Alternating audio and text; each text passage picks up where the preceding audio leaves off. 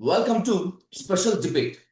సికింద్రాబాద్ కేంద్రంగా సృష్టి IVF centre అరాచకాలు బయటికి రావడంతో ఇప్పుడు ఇతర ఐవీఎఫ్ సెంటర్ల యాజమాన్యాలు కూడా చేసిన తప్పులు కవర్ చేసుకునేందుకు నానా పాటలు పడుతున్నాయి అనేటువంటిది హాట్ టాపిక్. ఇంతవరకు ఓకే, కానీ ఐవీఎఫ్ ముసుగులో ఇంతవరకు దంపతులకు జరిగినటువంటి అన్యాయాలని ఎవరు తెర మీదకి తీసుకొస్తారు, వచ్చిన కేసులు నిలబడతాయా, ఎందుకు ఈ ఐవీఎఫ్ సెంటర్లు ఇలా రెచ్చిపోతున్నటువంటి దానిపై ఇన్ డెప్త్ గా డిస్కస్ చేద్దాం ప్రముఖ robotic urologist doctor Kammela Sridhar గారితో. సార్ నమస్కారం. సార్ నమస్కారం అండి. సార్, సాధారణంగా వైద్య వైద్య శాస్త్రంలో కొన్ని అద్భుతాలు జరుగుతుంటాయి, అప్పుడప్పుడు అక్రమాలు జరుగుతూ ఉంటాయి. ఇక్కడ అవునండి, సృష్టి ఐవీఎఫ్ అక్రమం అయితే అసలు దాదాపు తలదించుకుంటున్నారు. ఎందుకంటే ఒకరి వీర్య నమూనాని ఇంకొకరి దాంట్లో ప్రవేశపెట్టి మతలబ్ చేయడం అనేటువంటిది. Sir, first of all, how do you comment and how do you analyse this scam sir? General గా ఎవరైనా ఐవీఎఫ్ సెంటర్కి ఎందుకు వస్తారంటే వాళ్ళ సొంత జెనెటిక్ చిల్డ్రన్ కావాలనే కోరికతో వస్తారండి. వేరే వాళ్ళ జెనెటిక్ మెటీరియల్ అయితే మాకు వద్దని వెళ్ళిపోయే వాళ్ళు చాలా మంది ఉంటారు. అలాంటి వాళ్ళు దత్తత తీసుకుంటున్నారు, ఆర్ఫనేజెస్ లోపల దత్తత తీసుకొని వెళ్తున్నారు. కాబట్టి సొంత పిల్లలు కావాలనుకునే వాళ్ళే ఐవీఎఫ్ సెంటర్కి వస్తారు. అలాంటి వాళ్లకు వాళ్ళు కోరుకున్న విధంగా చేయడానికే పద్ధతులన్నీ కూడా స్టాండర్డైజ్ అయి ఉన్నాయి. ఇన్ఫర్టిలిటీలో సక్సెస్ కంటే కూడా ఫెయిల్యూర్ రేటే ఎక్కువగా ఉంటుంది. ఆ పాయింట్ వాళ్ళకి ముందే చెప్తాం, ఎందుకంటే ఆ విషయం అర్థమైతేనే ఇన్ఫర్ ట్రీట్మెంట్ స్టార్ట్ చేయండి. ఎందుకంటే హ్యూమన్ రిప్రొడక్షన్ అనేది చాలా కాంప్లికేటెడ్ అండ్ కాంప్లెక్స్ ప్రొసీజర్. అనేక స్టెప్స్ ఉంటాయి అందులో. వాళ్ళకు సొంతగా ఉన్నటువంటి జెనెటిక్ డిఫెక్ట్స్ ఏమైనా ఉండొచ్చు, వాళ్ళకున్న హెల్త్ ప్రాబ్లమ్స్ వల్ల రాకపోవచ్చు. ఇవన్నీ కవర్ చేసుకుంటూ సక్సెస్ ఇస్తామని చెప్పి గ్యారంటీ ఇచ్చే అవకాశం లేనటువంటి సబ్జెక్ట్ అండి ఇది. కాబట్టి ఆ పాయింట్ అర్థం చేసుకోవాలి. వాళ్ళకున్న సమస్యలన్నీ స్టెప్ బై స్టెప్ అనలైజ్ చేసి వాటికి ఒక్కొక్క ట్రీట్మెంట్ ఇచ్చుకుంటూ ఈ స్టెప్ లో మీరు అవుతున్నారు కాబట్టి దీనికి సూటబుల్ ప్రొసీజర్ ఇది అని చెప్పడం అనేది మా జనరల్ గైడ్ లైన్స్ అవి. అలా కాకుండా వాళ్ళు సొంత పిల్లలు కావాలి, వాళ్ళ హస్బెండ్ యొక్క స్పర్మ్ ద్వారానే పిల్లలు కావాలని భార్య కోరుకున్నప్పుడు స్పర్మ్ ద్వారానే అతని స్పర్మ్ వాడుతూనే ప్రొసీజర్ చేయాలి. అది సక్సెస్ అయితే అదృష్టము, సంతోషము, గుడ్ రిజల్ట్.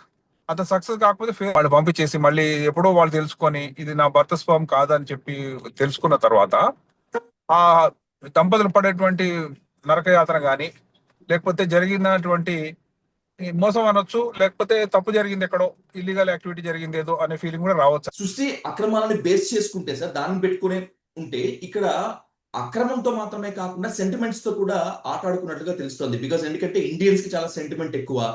ఇప్పుడు తన భర్త స్పర్మ్స్ సెమెన్ శాంపిల్స్ కాకుండా వేరే వాళ్ళ సెమెన్ శాంపిల్స్ యూజ్ చేసి ఐవీఎఫ్ కి ట్రై చేయడం అనేటువంటిది ఎవరు కనిపెట్టలేనటువంటి ధైర్యమా, లేకపోతే ఇంకేమన్నా? అది చెప్పడం కష్టం అండి. ఎందుకంటే అతని స్పర్మ్ ద్వారా కావాలని కోరుకుంటే అతని స్పర్మే వాడాలి. ఆ వాడిన తర్వాత ఫెయిల్యూర్ అయితే ఫెయిల్యూర్ ని ఆన్సర్ ఇచ్చుకోవాలి. ఫెయిల్యూర్ ఇలా అయింది కాబట్టి మళ్ళీ వెళ్ళమంటే ఇంకొకసారి ట్రై చేస్తామని చెప్పాలి తప్పితే ఫెయిల్యూర్ కి భయపడి ఫెయిల్యూర్ ని ఎక్స్ప్లెయిన్ చేయలేక ఒక ఇల్లీగల్ పని చేయడం అనేది మాత్రం ఎట్టి పట్ల సబబు కాదండి. అలా చేయకూడదు. మరి వీళ్ళు ఎందుకు చేశారని మనకు తెలియదు. ఎందుకంటే స్పర్మ్ బాగుంది అని మనం అంటేనే మనం వాళ్ళ సరగేసికి కానీ వాళ్ళ బిడ్డని కలిగించడానికి ప్రయత్నం చేస్తాం. సెమెన్ కౌంట్ బాగుంది, అతని ద్వారా అవుతుంది అంటేనే మనం వాళ్ళతో ముందుకెళ్తాం. అతని స్పర్మ్ బాగలేదు అని అంటే ముందే స్పర్మ్ తో కాదమ్మా ఇంకా డోనర్ స్పర్మ్ తోనే చేస్తామని చెప్పి కూడా చేయొచ్చు. కానీ హస్బెండ్ స్పర్మ్ తో చేస్తామని చెప్పిన తర్వాత అతన్ని వాడకపోతే మాత్రం అది బ్రీచ్ ఆఫ్ ట్రస్ట్ కింద వస్తుంది. అది వాళ్ళ నమ్మకాన్ని వమ్ము చేసినట్టుగా అవుతాం. అది ఇల్లీగల్ యాక్టివిటీ అవుతుంది. మరి ఎందుకు చేశారో మనకైతే తెలియదు. ఈ కేసులో కూడా ఈ కేసులో కూడా జరిగింది. అవును, బ్రీచ్ ఆఫ్ ట్రస్ట్. అవునండి, బ్రీచ్ ఆఫ్ ట్రస్ట్ జరిగింది. జనరల్ గా ఐవీఎఫ్ సెంటర్ లో పదే ఈ సైకిల్ ఈ నెల చేస్తాం, కాకపోతే 2 నెలలకి మళ్ళీ ఇంకో సైకిల్ చేస్తాం. అలా 3-4 సార్లు చేసిన తర్వాత పేషెంట్స్ ఫెయిల్యూర్ రేట్ ఎక్కువ అయిపోయి చివరికి వాళ్ళు ఆ సెంటర్ వదిలేసి వెళ్ళిపోతుంటారండి. నేను ఎన్నిసార్లు చేసినా కుదరలేదని చెప్పి. అందువల్ల ఇన్నిసార్లు ఫెయిల్ అవ్వడం కంటే మరి ఒక సక్సెస్ చూస్తే బాగుంటుంది, తర్వాత ఏం జరుగుతుంది తర్వాత చూసుకుందాం అనే టైప్ లో ఏమైనా ఉంటే, నిర్లక్ష్య ధోరణి ఉంటే జరిగే అవకాశం ఉంది. కానీ అది కూడా ఎట్టి పరిస్థితుల్లో సమంజసం కాదు, దాని సమర్థనీయం కాదండి. అది లైసెన్స్ లేకపోయినా, అంటే లైసెన్స్ రెన్యువల్ చేసుకోకుండా ఎక్స్పైర్ అయినా కూడా ఈ విధంగా ఐవీఎఫ్ చేస్తున్నారు అనేటువంటిది సృష్టి మీద ఉన్నటువంటి ప్రధాన ఆరోపణ. సృష్టి బాటలోనే చాలా ఐవీఎఫ్ కేంద్రాలు తెలుగు రాష్ట్రాల్లో నడుస్తున్నాయి అనేటువంటిది మరొక ఆరోపణ. నిజమేనా సార్? అది ఇలా ఛాన్స్ ఉంటుందా? అంటే దీని ఆన్సర్ డిఎంహెచ్ఓ వాళ్ళు ఇవ్వాలండి. ఎవరైతే రెగ్యులేటరీ అథారిటీ ఉన్నారో, రిజిస్టర్ ఎవరైతే సర్టిఫికేషన్ ఇస్తారో డిఎంహెచ్ఓ గారు ఉంటారు, మెడికల్ బోర్డు ఉంటుంది, కలెక్టర్ గారు ఆధ్వర్యంలో జరుగుతుంటాయి అన్ని.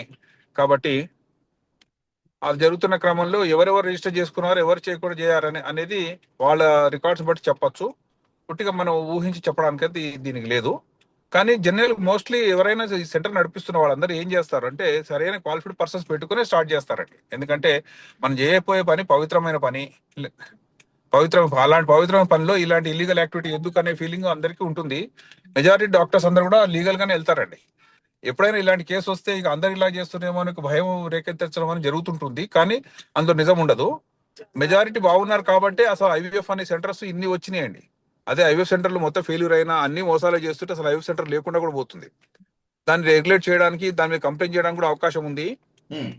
ఆ అవకాశం ఉంది కాబట్టి ఈ కేసు బయటకు వచ్చింది. ఎందుకంటే కంప్లైంట్ చేయడం అనేది ఎవరు ఒక పేపర్ పెట్టినా సరే డిఎంహెచ్ఓ కానీ, మెడికల్ కౌన్సిల్ కానీ, ఏ డాక్టర్ వ్యతిరేకంగా ఏ సెంటర్ వ్యతిరేకంగా పెట్టుకోవచ్చు. పెడితే దాన్ని ఇన్వెస్టిగేట్ చేస్తుంటారు.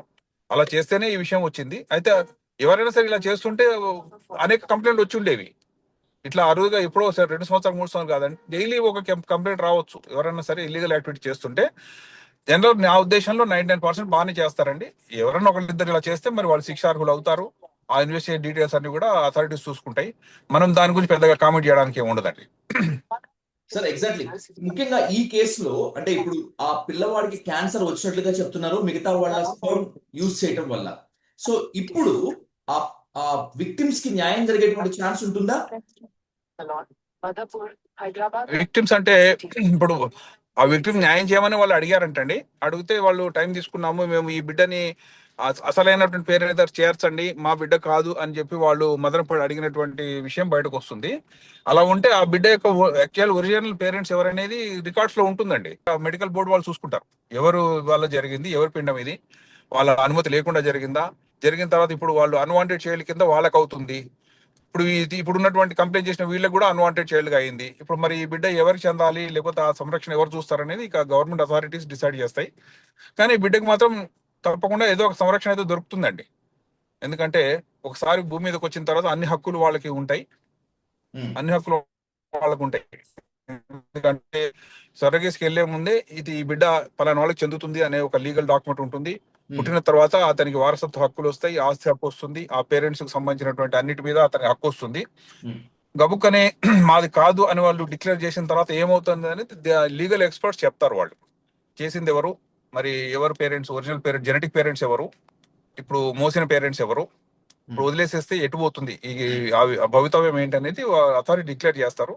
అయితే క్యాన్సర్ వచ్చింది అంటున్నారు కాబట్టి కొంత బాధాకరంగా అనిపిస్తుంది అండి. ఎందుకంటే క్యాన్సర్ ఉంది కాబట్టి ఈ విషయం బయటకు వచ్చిందేమో అని కూడా నాకు కొద్దిగా అనుమానంగా ఉంది. అంతా బాగుంటే చైల్డ్ని మేల్ చైల్డ్ కాబట్టి వాళ్ళు చక్కగా చూసుకునే వాళ్ళేమో తరచూ సిక్ కావటము, క్యాన్సర్ అనేది రావటము, దానికి క్యాన్సర్ పిల్లల్లో చాలా ఖర్చు అవుతుందండి. అంత ఖర్చు భరించలేక కూడా వాళ్ళు అలా అయిండొచ్చేమో. కాబట్టి బ్రతకని చైల్డ్, అంటే ఫ్యూచర్ లేనటువంటి చైల్డ్ని నేనెందుకు పెట్టుకోవాలని కూడా వాళ్ళు ఫీల్ అయ్యి ఇన్ని టెస్ట్లకు వెళ్ళిండొచ్చు కూడా. కానీ ఏదేమైనా సరే వాళ్ళ బిడ్డ కాదు అనేది ఎవరికైనా సరే కొంతవరకు నరకయాతనే అండి. ఎంత ఇన్ఫర్టిల్ కపుల్ అయినా సరే నా బిడ్డ కోసం నేను వెళ్ళాను, మరి నా బిడ్డ కాని పక్షంలో ఎందుకు ఇచ్చారు నాకు అనేది వాళ్ళకి బాధ కలిగిస్తుంది. ఆ బాధను అడ్రస్ చేయాల్సినటువంటి అవసరం అయితే మన సమాజానికి కానీ మన సొసైటీ లీగల్ సిస్టమ్ కానీ ఉందండి. మెడికల్ కాంప్లికేషన్స్ ఎక్కువగా ఉండేటువంటి కేసెస్ లో, ఇలా రప్చర్ అయ్యేటువంటి కేసెస్ లో మేము ముందే కౌన్సిలింగ్ ఇచ్చాము, లీగల్ డాక్యుమెంట్స్ అన్నిటిపైన వాళ్ళు ఇంటెన్షన్ తోటే వాళ్ళ ఇష్టపూర్వకంగానే సైన్ చేశారు అని చెప్పి డాక్టర్స్ చెప్తూ ఉంటారు. సృష్టి సెంటర్ కూడా ఇప్పుడు అదే చెప్తోంది. సో మీరు చెప్తున్నాను బట్టి చూస్తే విక్టిమ్స్ కి న్యాయం జరిగేటువంటి ఛాన్స్ ఉంటుందా? ఇప్పుడు వాళ్ళు ఎటువంటి కన్సెంట్ చాలా ఇంపార్టెంట్ అండి. అంటే వాళ్ళు సొంత బిడ్డనే కోరుకుంటున్నారా, లేక ఎవరిదైనా సరే, ఎవరి పిండమైనా సరే మాకు బిడ్డ కలిగితే చాలని కోరుకుంటున్నారు అనేది కూడా చాలా ఇంపార్టెంట్ క్వశ్చన్. కొంతమంది అలా కూడా ఉంటారండి. ఎవరిదైనా సరే మాకు బిడ్డ పుడితే చాలు అనే ఫీలింగ్ కొంతమంది ఉంటారు. దాని కన్సెంట్ వేరుగా ఉంటుంది. అది ముందు నుంచి అందరికి తెలుసు కాబట్టి డిస్ప్యూట్ లేదు అక్కడ. కానీ ఇక్కడ ఎవరైతే ఇన్ఫర్టైల్ కపుల్ ఉన్నారో హస్బెండ్ యొక్క స్పర్మ్ వాడతామని చెప్పిన తర్వాత హస్బెండ్ స్పర్మ్ యొక్క జెనెటిక్ మెటీరియల్ లేకపోవడం వల్ల వాళ్ళు ఆగ్రహానికి గురై ఉండొచ్చు, బాధపడి ఉండొచ్చు. మరి అలాంటి సందర్భంలో ఏం చేయాలి అనేది ఇప్పుడు ఆల్రెడీ కేసు బుక్ అయిందండి. దీంట్లో మెడికల్ ఎక్స్పర్ట్స్ ఉంటారు, దాని లీగల్ ఎక్స్పర్ట్స్ ఉంటారు, పోలీస్ డిపార్ట్మెంట్ ఉంటుంది, తర్వాత ఏఆర్టీకి సంబంధించిన రిజిస్ట్రీ ఉంటుందండి. దాని సెపరేట్ గా స్పర్మ్ బ్యాంకింగ్ కానీ ఇవన్నిటికీ నేషనల్ రిజిస్ట్రీ ఆఫ్ ఈ స్పర్మ్ బ్యాంకింగ్ అండ్ క్లినిక్స్ అని ఉంది. వాళ్ళు తప్పకుండా దీన్ని అడ్రస్ చేస్తారండి. ఏం చేయాలి ఇలాంటి దాంట్లో, మరి ఎక్కడ తప్పు జరిగింది, ఆ తప్పుని సరిదిద్దుకోవాలంటే ఏంటి, కన్సెంట్ ఏముంది, ఆ కన్సెంట్ చాలా ముఖ్యం. ఎందుకంటే దంపతులు కూడా కొన్నిసార్లు మనకు ఒకటి చెప్తారు, ఇంకోటి చెప్తారు, కానీ సంతకం ఎక్కడ పెట్టారని చాలా ఇంపార్టెంట్. ఆ సంతకం కనుక వాళ్ళు ఏం పెట్టారో అది కాకపోతే మాత్రం అది శిక్ష అర్హమవుతుంది. ఇలాంటి వాటిల్లో 10 లక్షలు జరిమానా, తర్వాత 10 సంవత్సరాలు జైలు శిక్ష ఉందండి ఓకే సార్. ఎవరైనా సరే. ఆ, సో అలాంటి భారీ శిక్షలు ఒక మెడికల్ ఇన్స్టిట్యూషన్ ఉండడం అనేది చాలా అరుదు. కానీ అలా ఎందుకు ఉంది అని అంటే, భావితరాన్ని దెబ్బతీసేటువంటి హక్కులు ఎవరికి లేవు కాబట్టి, ఉమ్. వీళ్ళు చేసే చిన్న చిన్న మిస్టేక్స్ వల్ల కూడా ఒక జీవితం నాశనం అయ్యే అవకాశం ఉంది, ఒక కుటుంబాలు చిన్నభిన్నమయ్యే అవకాశం ఉంది కాబట్టి అంత భారీ శిక్ష ఉంది. ఒక మనిషి కనుక సర్జరీలో కానీ వేరే వాటి చనిపోతే వాటికి 5 years జైలు శిక్ష ఉందండి. ఉదాహరణ మెడికల్ మ్యాల్ అకరెన్స్ అంటారు. మేము ఏదో మంచి సర్జరీ చేసాం, ఆ పేషెంట్ డెత్ అయింది, అయినప్పుడు మంచి చేయబోయాం కాబట్టి దానిలో శిక్షలు తక్కువ ఉంటాయండి. దాన్ని వాళ్ళు జస్టిఫై చేస్తారు ఎలా జరిగింది, అతని రిస్క్ ఫ్యాక్టర్స్ ఏంటని. అందులో 5 years శిక్ష ఉంది, కానీ ఒక పిండాన్ని మార్చినందుకు 10 లక్షల జరిమానా, 10 సంవత్సరాలు ఎందుకు ఉంది అని అంటే, ఇది చాలా సైలెంట్ గా జరిగిపోతుంది, కానీ నష్టం మాత్రం భారీ ఎత్తున ఉంటుంది. ఒక భావి తరాన్ని మీరు దెబ్బతీసిన వారు అవుతారు కాబట్టి అతి జాగ్రత్తగా ఈ పని చేయండి. దాన్ని వీడియో రికార్డింగ్ చేయండి, వాళ్ళ కన్సెంట్ కూడా. అలాంటి రూల్స్ ఉన్నాయి కాబట్టి అది వెరిఫై చేయాల్సి వస్తుంది. ఆ వెరిఫికేషన్ ప్రకారం వాళ్ళు ఏం ఒప్పుకున్నారు, ఏం చేశారు, ఈ రెండింటిలో వ్యత్యాసం ఉంటే మాత్రం శిక్ష అర్హం అవుతారు. దానికి కావాల్సిన సంబంధించిన సెక్షన్స్ కూడా వాళ్ళు పెట్టారేమో అని అనుకుంటున్నాను నేను. ఇంకా ఫర్దర్ కంప్లీట్ కాలేదండి ఇన్వెస్టిగేషన్, కాబట్టి ప్రతి ఒక్కటి నిజం అని చెప్పడం కూడా లేదు. ఫర్దర్ ఇన్వెస్టిగేషన్స్ కావాలి. అసలు వీళ్ళు స్పర్మ్ చాలా భారీ ఎత్తున వాళ్ళు స్టోర్ చేస్తున్నారు అంటారు. ఎందుకు అంత స్పర్మ్ డొనేషన్, స్పర్మ్ బ్యాంకింగ్ ఎందుకు అంత ఎక్కువ చేస్తున్నారు అనేది కూడా తెలియదు. ఇతర రాష్ట్రాలు తరలించాలంటున్నారు. మరి ఆ రాష్ట్రాల లోపల స్పర్మ్ డొనేషన్ ఇచ్చేవాళ్ళు లేరా, లేక అక్కడ పురుషులు ముందుకు రావట్లేదా, లేకపోతే వీళ్ళు చేస్తున్న ఎటువంటి దాన్ని కూడా ఇంకా అర్థం కాలేదండి. అంత భారీ సర్వసాధారణంగా శాంపుల్స్ ఐవీఎఫ్ సెంటర్లకు స్పర్మ్ బ్యాంక్, స్పర్మ్ స్టోర్ చేసుకునేటువంటి రైట్ ఉంటుందా సార్? ఉంటుందండి. స్పర్మ్ బ్యాంకింగ్ అనేది ఒక లీగలైజ్డ్ ప్రొసీజర్ అండి. స్పర్మ్స్ దాచుకోవచ్చు, దాచి దాన్ని క్రయో ప్రిజర్వేషన్ అంటారు. -196 degrees లో అది మంచు ముక్కలాగా ఉంటుంది, ఐస్ ముక్కలాగా. అలా మెయింటైన్ చేస్తూ ఎవరైనా సొంత సెమెన్ దాచుకునే అవకాశాలు కూడా ఉన్నాయండి. స్పోర్ట్స్ పర్సన్స్ కానీ, సెలబ్రిటీస్ కానీ, వారి సెమెన్ ప్రైమ్ ఆఫ్ యూత్ లో 25 years అప్పుడు వాళ్ళు దాచుకుంటారు. వాళ్ళ కెరీర్ 40 years అయిపోయింది అనుకోండి, అప్పుడు బిడ్డలు కనాలనుకుంటే ఈ స్పర్మ్ చాలా బాగుంది కాబట్టి దాన్ని రీయాక్టివేట్ చేస్తే 40 సంవత్సరాల ఉన్న అప్పటి స్పర్మ్ కంటే 25 years వయసులో ఉన్న స్పర్మ్ బాగుంటుంది కాబట్టి దాన్ని దాచుకునే అవకాశాలు, హక్కులు దానికి ఉన్నాయండి సమాజంలో. కొంతమంది క్యాన్సర్ వచ్చిన వాళ్ళు కూడా తమ క్యాన్సర్ ట్రీట్మెంట్ అయిపోయిన తర్వాత స్పర్మ్స్ రాకపోవచ్చు, కాబట్టి ముందే దాచేసుకొని మేము కూడా అడ్వైస్ చేస్తున్నాం. ఆ చేసిన దాన్ని 3-4 years లో తేలిపోతుంది ఆయన బ్రతుకుతాడా, ఆయన క్యూర్ అవుతుందా లేదని. క్యూర్ అయిన పక్షంలో అతని స్పర్మ్స్ పోయింటాయి కాబట్టి ఆ పాతగా దాచుకున్న స్పర్మ్స్ ను వాడుకొని అతని భార్యకు ప్రెగ్నెన్సీ కలిగించవచ్చు. ఇలాంటివన్నీ కూడా లీగలైజ్డ్ గా న్యాయంగా జరిగే ప్రొసీజర్స్. కానీ దానికి అంత భారీ శాంపుల్స్ అక్కర్లేదండి. కొన్ని లీటర్ల సెమెన్ ఉందని అంటున్నారు, అది ఐ డోంట్ నో. కానీ ఎక్కువ శాంపుల్స్ అక్కర్లేదు, ఎందుకంటే సెమెన్ డైలీ వస్తుంది. నార్మల్ పర్సన్స్, నార్మల్ కపుల్స్ అయితే ఏ రోజైనా సరే సెమెన్ ఇవ్వగలుగుతారు. స్పర్మ్ డోనర్స్ ను కూడా ఏ రోజైనా మనం తీసుకోగలుగుతాము. వాలంటరీ డోనర్స్ చాలా మంది వస్తున్నారు. బ్లడ్ డొనేషన్ కి ఎలా వస్తున్నారో సెమెన్ డోనర్స్ కూడా రెడీగా ఉన్నారు. యంగ్స్టర్స్ వస్తారు, వాళ్ళు కూడా పెద్ద ప్రతిఫలం ఆశించి ఎవరు రారండి. మేము చెప్పినటువంటి వాటిని అవసరం అంటే వచ్చి ఇచ్చిపోతారు తప్పితే దానికి ఎంత డబ్బులు ఇస్తారు, దాన్ని ఇల్లీగల్ గా డబ్బులు కలెక్ట్ చేయడం అట్లాంటివి ఏమి ఉండవండి. ప్లస్ అది ఉచితంగా వచ్చిన శాంపుల్ కాబట్టి ఉచితమైన దానికి భారీగా లక్షలు కలెక్ట్ చేయడానికి కూడా హక్కులు లేవండి సెంటర్స్ కి. ఎవరు డొనేట్ చేశారు, ఎవరికి మాకు స్పర్మ్ డొనేషన్ పర్లేదండి, ఎవరైనా సెమెన్ మంచి వాళ్ళది ఉంటే ఏమని అన్నప్పుడు నామినల్ చార్జెస్ తో వేసేస్తున్నారు అందరూ.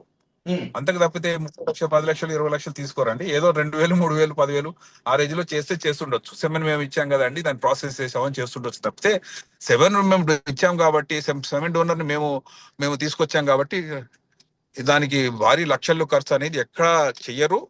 చేస్తే పేషెంట్ కట్టడండి, పేషెంట్ కూడా అంత కట్టరండి. ఇదంతా ఇన్ని లక్షలు ఖర్చు అయింది అంటే సంథింగ్, అంటే we have to investigate A point మీద వాళ్ళు అన్ని లక్షలు కట్టడానికి పేషెంట్ అప్పుడు అగ్రి అయ్యారు, ఏమేమి వాళ్ళకి రిస్క్ ఫ్యాక్టర్ చెప్పారు, ఏమేమి నమ్మబలికారు అనేది చాలా క్లియర్ గా ఇన్వెస్టిగేట్ చేయాలి. ఎవరైనా సరే ఐవీఎఫ్ సెంటర్ 30 లక్షలు ఉంటుందంటే కష్టం అండి, అది నమ్మడం కష్టం ఏం జరిగింది అనేది. అందువల్ల కూడా వాళ్ళకి అంత కోపం వచ్చిండొచ్చు. ఏదో 2-3 లక్షలు అయింది అనుకోండి, వాళ్ళు పోతే మళ్ళీ ఇంకో చోట చూసుకుందాం అనుకోవచ్చు. కానీ ఒకసారి 30 లక్షలు ఒక చోట కట్టారంటే ఆ మనిషి యొక్క ఆక్రందన డిఫరెంట్ గా ఉంటుంది. పిల్లలు లేరన్న బాధ ఒకటి, 30 లక్షలు పోయిందనే బాధ ఒకటి, క్యాన్సర్ చేయడం అనేది కూడా ఇంకొక బాధగా ఉంటుంది వాళ్ళకి. ఎందుకంటే ఇన్ని పాయింట్స్ కలిస్తే ఒక మనిషి కుంగిపోతాడండి. అదే ఈ కేసు కారణం అని అనుకుంటున్నాను. Right. Thank you sir, thank you so much.